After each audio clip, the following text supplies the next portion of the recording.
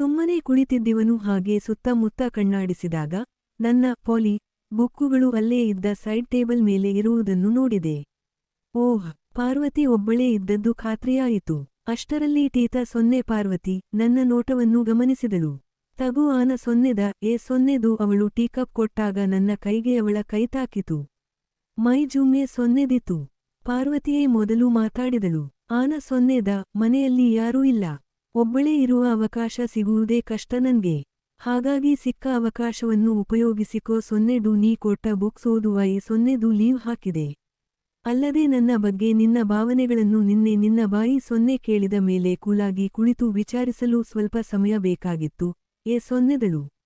ನನಗೆ ಏನು ಹೇಳಬೇಕೆ ಸೊನ್ನೆದೇ ತಿಳಿಯಲಿಲ್ಲ. ಸುಮ್ಮನೆ ಕುಳಿತೆ. ಅವಳೇಮೂ ಸೊನ್ನೆದು ಒರೆಸಿದಳು. ಅಲ್ಲ ಆನ್ ಸೊನ್ನೆದ ನೀನಿನ್ನೂ ಚಿಕ್ಕವನು, ನನ್ನ ಮಗನ ವಯಸ್ಸಿನವನು. ನಿನಗೆ ನನ್ನ ಮೇಲೆ ಆ ರೀತಿಯ ಭಾವನೆ ಸರಿಯೇ ಏ ಸೊನ್ನೆದು ನಿನ್ನೆ ಈ ಸೊನ್ನೆದ ವಿಚಾರದಲ್ಲಿ ಬಿದ್ದೆ. ಆದರೆ ನೀ ಕೊಟ್ಟ ಬುಕ್ಗಳನ್ನು ಮತ್ತೊಮ್ಮೆ ಮೊಗದೊಮ್ಮೆ ಓದಿದಾಗ ನನಗೂ ಏನು ಮಾಡಬೇಕೆ ಸೊನ್ನೆದೇ ತಿಳಿಯದಾಗಿದೆ. ಮನಸ್ಸು ಹುಚ್ಚಾಗಿ ಹೋಗಿದೆ.